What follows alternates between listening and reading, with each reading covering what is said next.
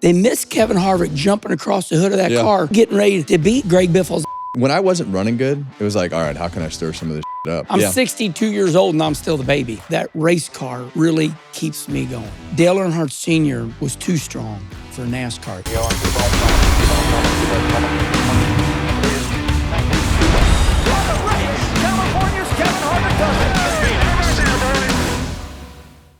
Welcome to Kevin Harvick's Happy Hour, presented by NASCAR on Fox. And today we have a legend and one of what became one of my good friends through the years to be able to talk to and communicate with, and Kenny Wallace. So thanks for taking the time today.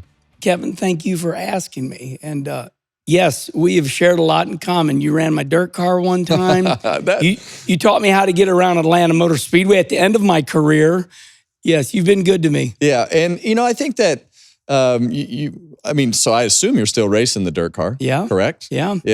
So what motivates you to keep racing? I mean, I know that you've raced the dirt car for a long time, but it seems like you and Schrader have just kept going. Yeah, that's a really good question. And sometimes when I'm in the chute at 11:30 and we're getting ready to run an A main, I think, what am I doing? I think it's the fear of not having nothing to do. And sometimes when I'm tired, it's like, how do I get enough energy to go up to the shop and unload the car and start the process? I like the process of racing. It's in sections. It's like the process of the maintenance of the race car, the washing, the working on the chassis. Then you get to the racetrack. And I like the process. It keeps me busy. And I truly believe that, remember when Ray Evernham had the Jeff Gordon, all the quotes, refuse to lose. And my new one is, don't let the old man in. I can feel myself tightening up if I get lazy. Yeah. And I think that race car, that race car really keeps me going. Yeah. So you're obviously always have been very open, very opinionated, not scared to say what you say. And so Keelan and I have been traveling around the country. I really had no intention of racing much when I retired. I'll never race a cup car again. But, I think that going to these short tracks with him and having the opportunity to race with him has opened my eyes to a few things. And I'm sure that you've probably seen this well before I did. And all the hardcore NASCAR race fans still live around the short tracks. Yes. They're all there. 100%. They are all freaking there. And I think that the one thing that I hear a lot is, like when we went to Evergreen, they took the truck series away from Evergreen and have never been back to that particular facility. Now, would it take time?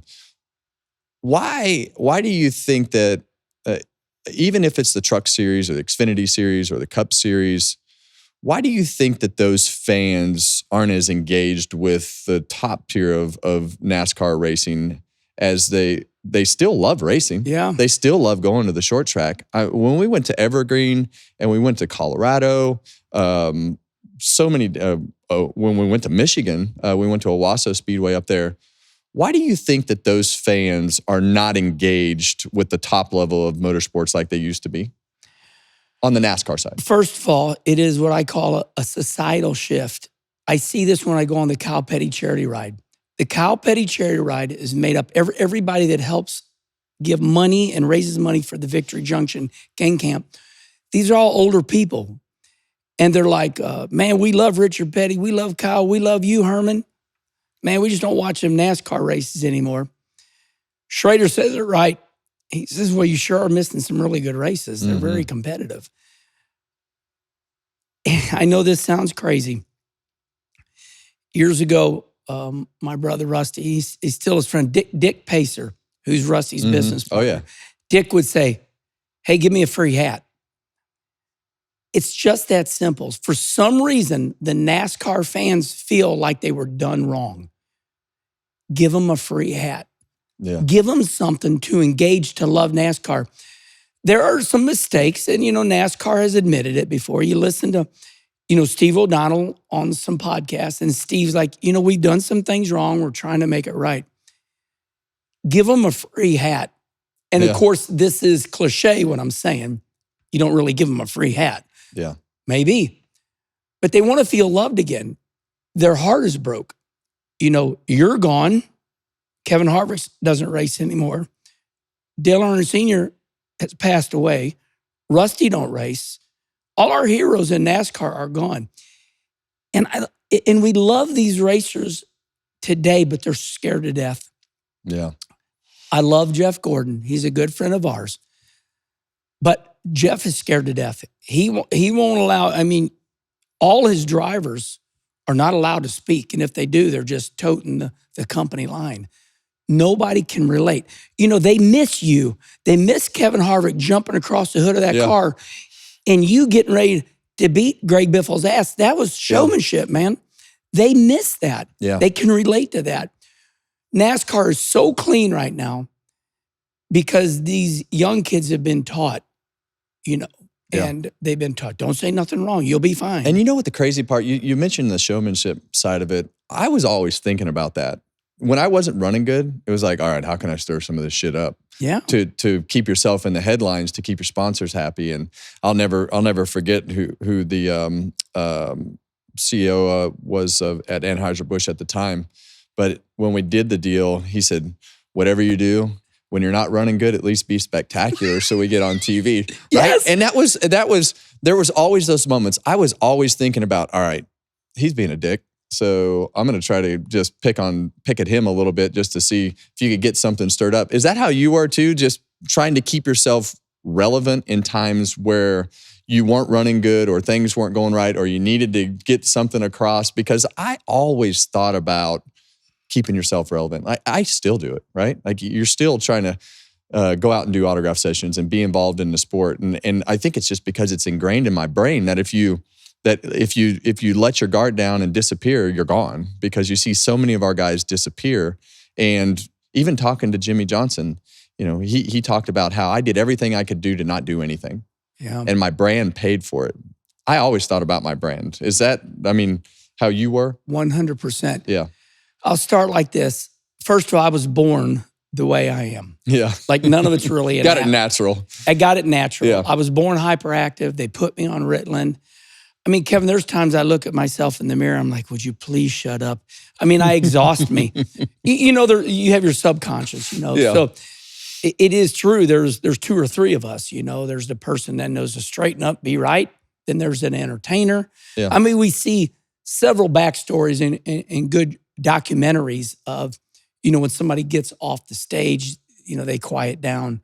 Yeah. But I'll never forget Felix Sabates. He said to me, never fold your tent. Never fold your tent. They even bluff in card games, in poker. I don't got a good hand, but you got to bluff. So I'm gonna go with you.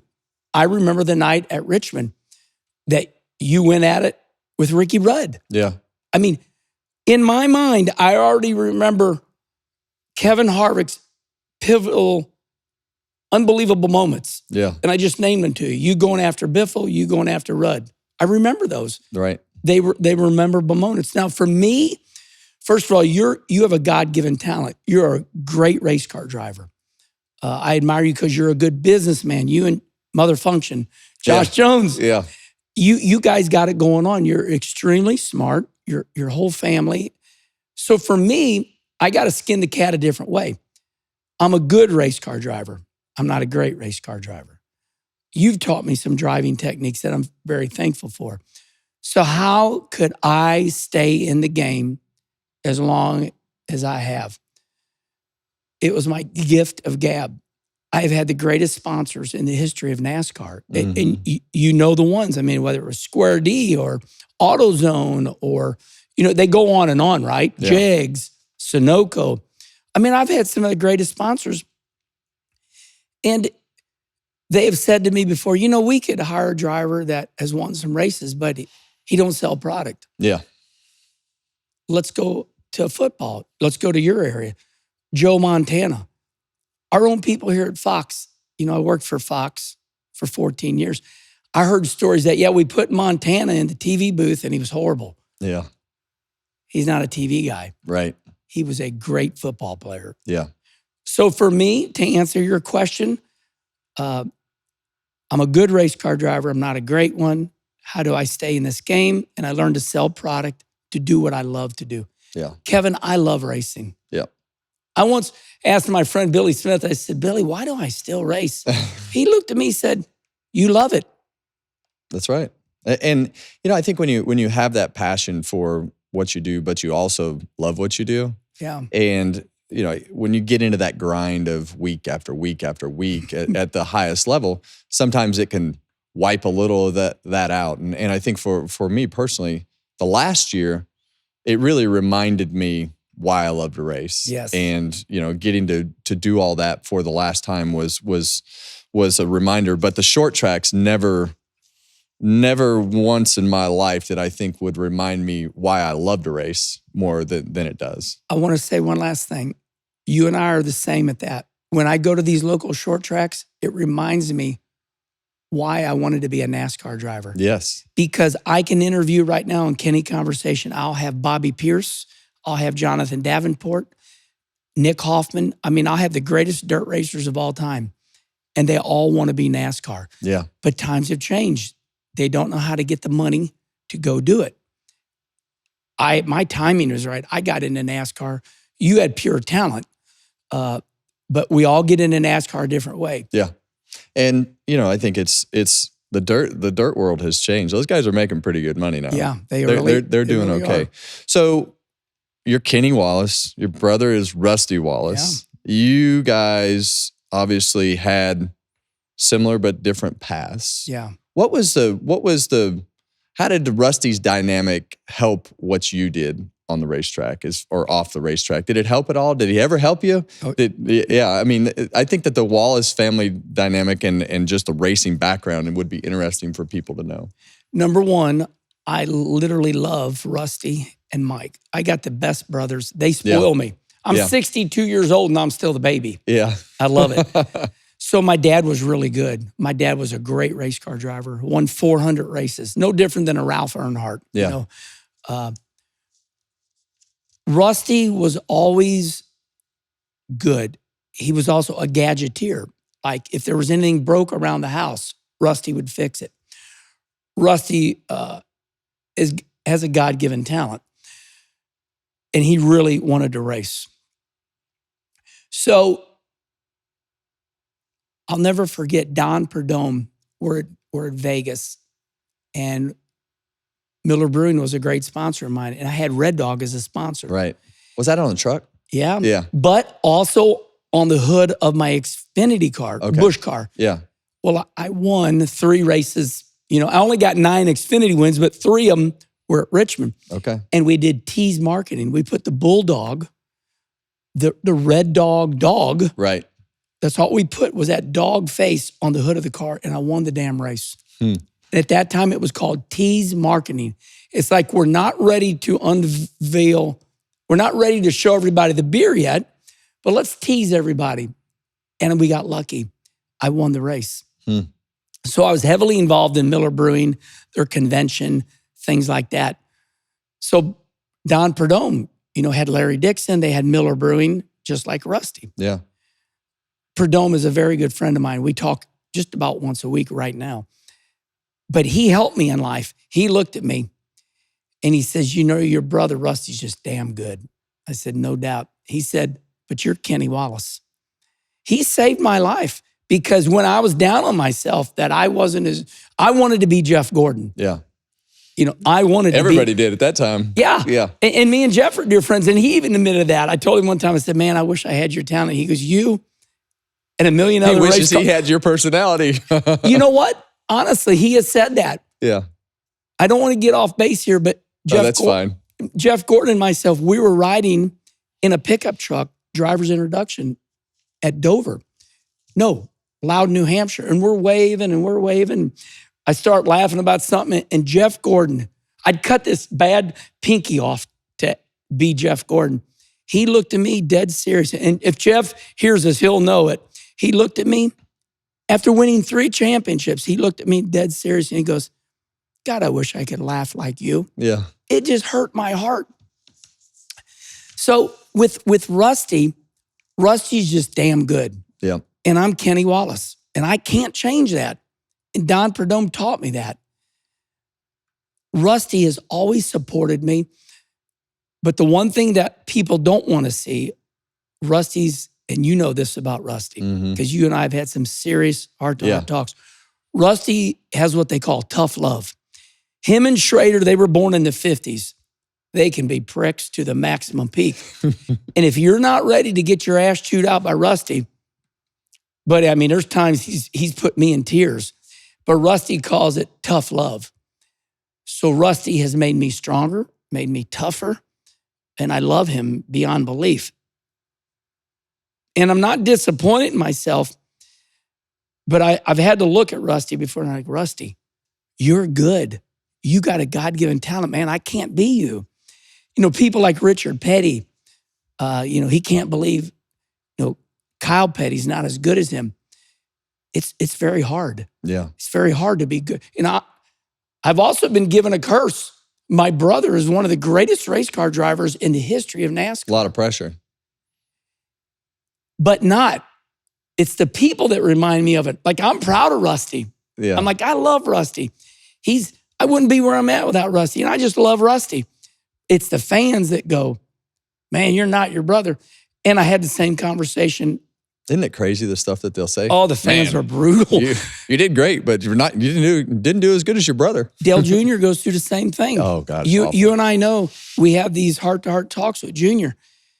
Dale Jr.'s never won a championship, but he's a great race car driver. He feels it. Yeah. I'm not my Diddy. I'm like, man, you're awesome. Dale Jr., you're awesome. But he feels the burn too. Yeah. So I answered your question. Yeah. I love Rusty. I don't have the talent he has, but boy, has he been awesome to me. Yeah, I think in general, the Wallace family is a racing family. Oh yeah, From top to bottom. Mike's really good. Yeah, I'm really good, but we're not great like you. You're great. There's us, and then there's Kevin Harvick, and there's Jeff Gordon and Rusty Wallace. Yeah, but man, we get to race. I'll get my shots in.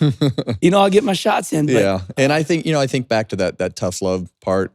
When I got thrown out at Martinsville in 2002 for spinning Coy Gibbs out, and NASCAR had enough of all the antics from the previous year and the beginning of that year. First one to call me, there was two guys that called me: Rusty Wallace, Dale Jarrett.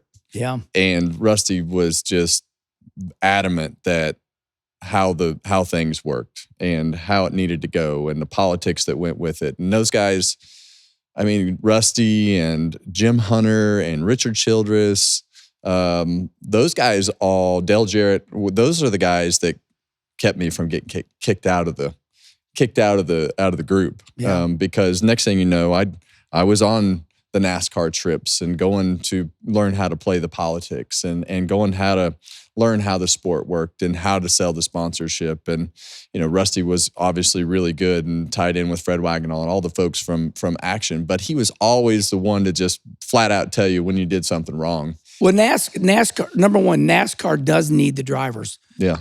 They just don't want you to overrule them. They don't want you to embarrass them. They're scared. They want you. I mean, I think they're nervous about getting a relationship like they had with Dale Sr. Yeah. And then having your star die and not be involved in the sport anymore that was dependent upon so much for his opinion to be able to help them navigate the sport. Yeah. I think they went too far. I think that in the end, there's only going to be so many Dale Earnhardt Seniors, Dale Earnhardt Juniors, Rusty Wallace, Richard Petty, Kevin Harvick, and the type of drivers that can help them navigate the sport. But they tried to make it fair for everybody. Yeah. And it's just not fair. Hey, it is not fair. Not everybody in today's world is Chase Elliott. You bring up a very good point, and I've never forgot it. And this is wild for me to say, and I've never said it before, but I've always thought it. Dale Earnhardt Sr. was too strong for NASCAR. Mm-hmm. If Dale Earnhardt Sr. in his day, if he ever got on the microphone and he looked at the grandstands and he said, okay, I don't want any of you to show up at the racetrack next week, they wouldn't show up. No. And that's how powerful he was. And NASCAR knew that. Yeah. I mean, I remember your old boss, Richard Childress, I caught him arguing with one of the, NASCAR. It was in Vegas. I kind of walked by and I was like, whoa. It's all so long ago that I can now bring it up. Yeah. But I remember Richard shooing a NASCAR official, like hierarchy.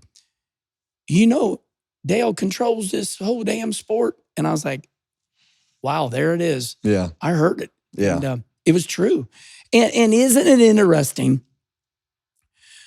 I've always found it odd that Chase Elliott, who is a wonderful human being, but so quiet, can be so damn famous.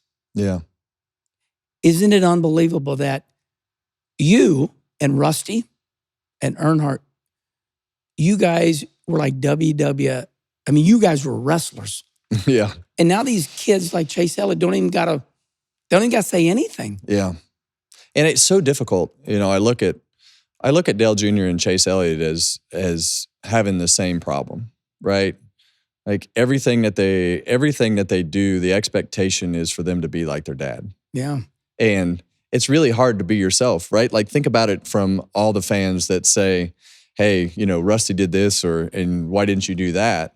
I mean, imagine that level of, like, I feel sorry for Dale Jr. sometimes just because of the fact that I've got a good one for that. I mean, what in the hell? How do you go anywhere because of the fact that he is so freaking popular that you can't actually go somewhere and have fun all the time? I've told Dale Jr. this. I said, I want all your money, but I don't want to be you. Yeah, exactly. I think about that sometimes, and my wife and I will talk about that sometimes. It's like, we were just popular enough to be able to still go places and be interrupted here and there.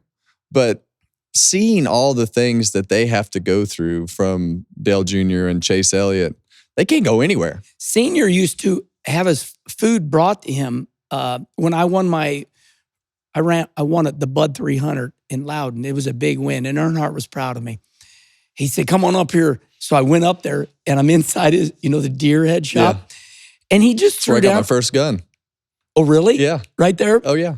Yeah. God, you've had some great rides and great friends. You have. Yeah, we've been pretty fortunate to go through the generation of people that we went through. Yeah. As drivers and team owners and crew members and the evolution of the sport. When you think about when you started and then you got to those mid-90s and you got to the early 2000s, what in the hell? I mean, it was a gimmick at that point that you couldn't screw up because it was so popular. You were turning sponsors. You were hand-picking your sponsors. Square D came to the front door of my house. Yeah. You're making my memory. You're jogging my memory. Ding dong. Open the door. Square D rep. Hey, just as simple and as crazy as that. It was just, I got a phrase for it. It was sex, drugs, and rock and roll. Yeah. It was like, you want to sponsor me? Well, let me think about it. It was. It was. It was crazy. It was. I mean, Square D came to my front door, and at that time, they were $6 million. Yeah. It was like Kenny Wallace got a $6 million sponsorship. But they loved me. Getting back to Earnhardt. He said, come to my deer head shop, which he didn't say deer head shop. And he put down spaghetti and salad. And he said, here you go. He says, and there was more to do. But tagging on to what you're saying about his popularity, can't even go out to eat. No. No. It's crazy. It's crazy. And, you talk about Earnhardt. I would say probably one of your most famous moments, probably if not the most famous race, was pushing Earnhardt to that win at Talladega. Yeah. Did it just happen? I mean, how did all that happen? Just happened. What in the hell? That was the craziest comeback ever. I will give you, the great Dick Trickle taught me something. He said, we take pictures in the mirror. So when you and I are coming off at turn 4, you take a picture in the mirror. You don't stare in the mirror. Dover, somewhere like that. Yeah. Now, big tracks you might. So you got to go back. We have to go back because Dale Earnhardt, in 1984, I'm a Cup crew chief because I'm a fabricator mechanic first. Yeah. Okay, so in 84, I'm not even a race car driver. Dale Earnhardt Sr. remembered me. Then I started running ASA. I became a race car driver at 22 years old. Holy crap. I'm a late bloomer. I was never a race car driver. Yeah. So Earnhardt started coming to the ASA races. He came to Slinger. He came to race? Yes. Okay. He had an ASA car. Started hitting it off with him. And we're at St. Paul, Minnesota. And I mean, I'm like my second year of ever driving a race car.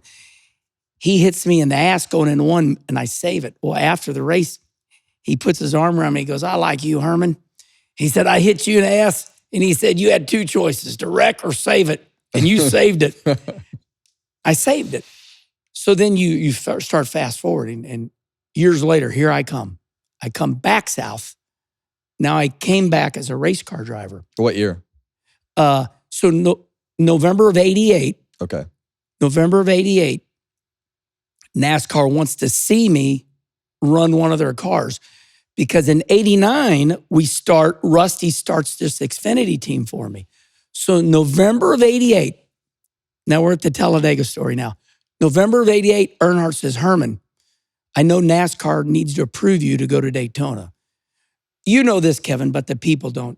In my day, you just can't show up at Daytona and race because you could kill yourself. Yeah, literally. They knew me as a crew chief for Joe Ruttman, the Levi Garrett car, 1984. Jake Elder started out as the crew chief. And like right now, you got to remember, I'm 62 years old right now. I mean, I'm old. So it's sad, but it's true. Happens. It happens. So Earnhardt lets me drive the number 8 GM Goodwrench Chevrolet car at Martinsville. And I run 12th. This is a Busch race? Busch race. Grand National, yes. Yeah. So here I am in Dale Earnhardt's number 8 GM Goodwrench Chevrolet. We have an oil leak the day before. Before I know it, Rusty and Earnhardt are in the motor compartment changing this motor. There's media everywhere. So Dale Earnhardt Sr. gave me my first break. Wow. For a lot of reasons. He was friends with Rusty, and him and Rusty are talking. He's like, man, Rusty's like, I got to get Herman approved to go to Daytona. You're gonna run him for Rookie of the Year. Now remember, I remember that. Yeah. He let me drive his car. And I run 12th, my first race at Martinsville.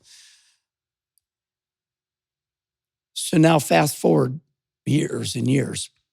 And I have a bad pit stop at Talladega. Jimmy Elledge is mad at the whole team. Supposed to have been right sides only. They messed up, and Jimmy's cussing them out. Just come over here and put left sides on. Let's put 4 on. I put it up in first, Talladega. 280, 300 gear, whatever it is.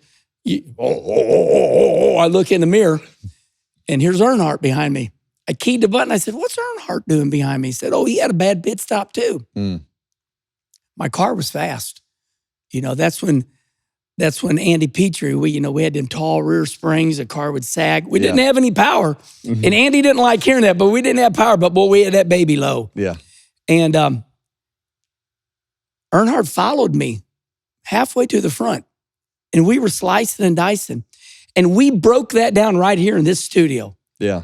If you go to YouTube right now, me and Andy Petrie and maybe Larry McReynolds, we broke that coming from the back to the front. Yeah. So I get picked by Matt Kenseth.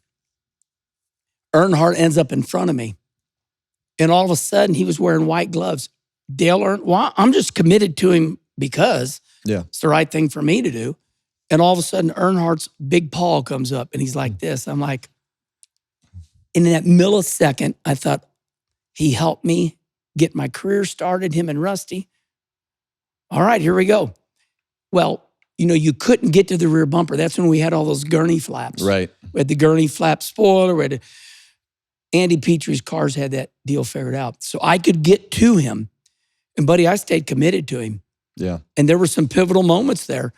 We got through the trial, and John Andretti just peeled out. Here we come. Then you have, Dale Jr., Dale Jr.'s went on record. He said he's not going to push Mike Skinner to the win because those were teammates that hated each other. Oh, yeah. Right? So Dale Sr. don't like Mike Skinner. Oh, yeah. We had Skinner sit right here and tell us that. So, you asked the question. Yeah. This is all these dynamics. And now they come to fruition. It's like Mount Rushmore. Right. I'm telling you, everything it took to get to that moment. He helped me. I help him. Dale Jr. knows not put Mike Skinner. We got fast cars. There's 250,000 people in the grandstands, and you know all this. Oh, yeah. I'm saying this for the people. Right. And we're coming through the tri-oval, and you turn the wheel too far because shady that tri-oval gets shady. Oh, yeah. It gets very dangerous. Through that tri-oval, I could hear the fans. And I'm on Earnhardt's ass. I'm like, whoa. And I could hear Did you glance up? I could just hear them. Yeah. Over my motor noise. I'm like, this, and I know. And I'm thinking, how can I pass him? How can I pass him?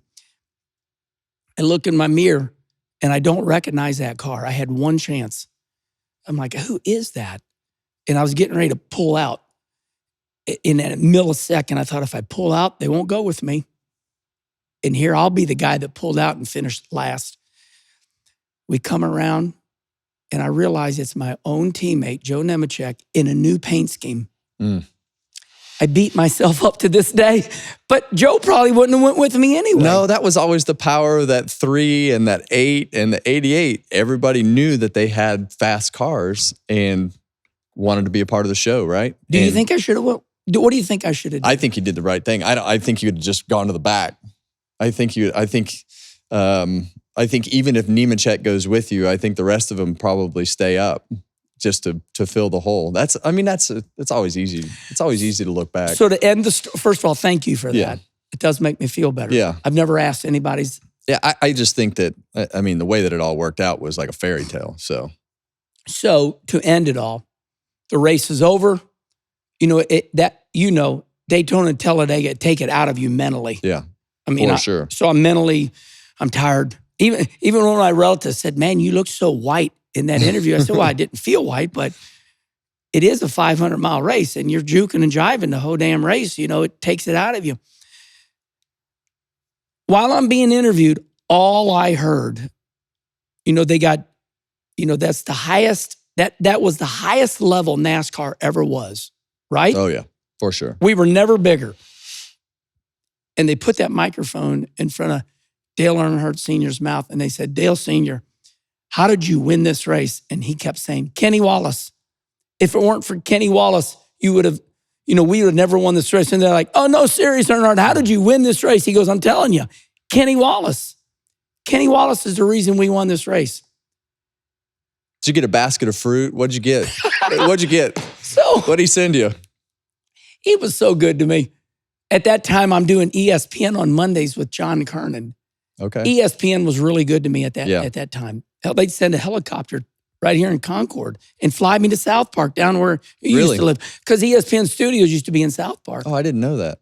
They'd fly a helicopter. I said, that's too far of a drive. It was like an hour. Yeah. Traffic. I'm saying, I ain't doing that on Monday mornings. So they send a helicopter every Monday morning. It's awesome. So after Earnhardt won, we have, here I run second, and John Kernan and myself, we're getting ready. It was called, I think, RPM Tonight. RPM Tonight. That's exactly right. And I knew he was coming. And here we're getting ready to start RPM Tonight. And I look, and here he comes. Here goes Earnhardt. Here he comes. And he goes, Herman, what do you want? Well, but we partied the night after he won. Yeah. And but I looked at Earnhardt and I said, you don't owe me anything. And here's the end of the story that you're looking for. Yeah. I said, you don't owe me anything for me helping you make over $1 million. I said, you let me drive your number 8 GM Goodyear and Chevrolet at Martinsville. And you made it to where NASCAR said, oh, Herman can drive. Let's let him race NASCAR. And Earnhardt looked at me and he goes, I'm glad you remembered that. I didn't get anything and I didn't want anything. That's awesome. That's the way it should be. He just let me drive that car. Yeah. In November of 19. I mean, you can look it all up. It's right there, you know. But November of 1988, I drove Dale. There's pictures out there. So in a weird way, I'm like, we're even. We're even. Yeah. We're even. Yeah. That's just how our generation and your generation thought about it, right? Like you remember those things that happen and you want to repay them and you remember them in the moments to be able to say, all right, he had me, I got you. And that's the way, that's how we survived, right? Because somebody would loan you a car. Somebody would buy you a set of tires, and next thing you know, they need tickets to a race, or they need you to come do an appearance for something. That's how it works. I love talking to you if you really want to do it. I love talking to you because you trigger something right now. It is sad to say, but like with my dirt car right now, I mean, I do everything myself. Yeah. Schrader does not like me saying that. I'm like, Schrader, Rusty taught me. You got to remind them because they remember what they want to. But for me to get people to help me on my dirt car, I'm talking family members, friends, they want money. Yeah. Me. I'm like, they won't come help me unless I give them $100 bill a night, pay for their pit pass. But in our day, that's not how Kevin, it works. can I go to Kern with you? Absolutely. That's how it worked. And they paid for their own way. I mean, I can't remember. I mean, you had a line of people that wanted to go help you, but it is definitely not that way anymore. Why are people like that nowadays? They want to be paid. I think they want to go because they think it's fun. They don't go because they love it. I've always said, and this is sad to say, and I'd love to hear here I am asking you this question. You and your son bring in a big crowd, but I don't think racing in totality is as big as it used to be. Yeah. Is it? I don't think anything is. Anything. Except for the NFL. Yeah. They're bigger than me. Yeah. I mean, even when you look at baseball and, whatever sport you want to look at aside from the NFL, I just think that it's different. There's just a lot to do. There's a lot of places to go. There's things to watch. I think that the world has evolved. And so it's just, I mean, we sound like our parents. Not the way it used to be. But you're smart. And I've always thought that of you. You have a lot of weight, and I agree with you. There's different versions of Harvick. Yeah. There's different versions of me. And I think a lot of the people in the short track area want to think that it used to be like that and haven't evolved into what it is today. I think there are some promoters that are good promoters and have evolved into what they can make it in today. So it's an interesting world. But last question. What was your first car that you drove on the street? My brother Rusty's mother-in-law, Noe Hall. We called her Novella. That was her full name. Noe had a 1968 green, ugly, but killer body. That's 68. You're talking about the car, right? The car. Okay. My first car drove on the street. Rusty's mother-in-law gave it to me. Really? God, I wished I would have kept it because I'd have just made it. I got rid of it because of the color, but it was a 68 Chevelle. Good Lord. Yeah, thank you, Noe. Yeah. So you sold it and bought another car, or did you sell it to buy race car parts? I sold it because I was dumb. And at that time, as Rusty would say, at that time, that was the thing to do. And I think I bought a 78 Grand Prix. It was yellow. I thought it was a better car. I bought it from Ronnie King, Quality Transmissions, and Ronnie smoked. And when I bought it, it smelled like smoke. Took me a year to get the smoke smell out of the inside. But, it was awesome. It was a better car. Yeah. Well, thanks for taking the time. We could do this for 3 hours. We'll have to come back and we'll just pick a section at a time. But yeah. I appreciate everything that you do for racing and you as a person and friend, and thank you. Well, first of all, thank you for asking me. You and your family mean a lot to me. And I really appreciate you being nice to me all these years. Thank you. We'll stay young. Yeah. Don't let the old man in. Don't let the old man in. You too, either. That's right. I'm in the same boat.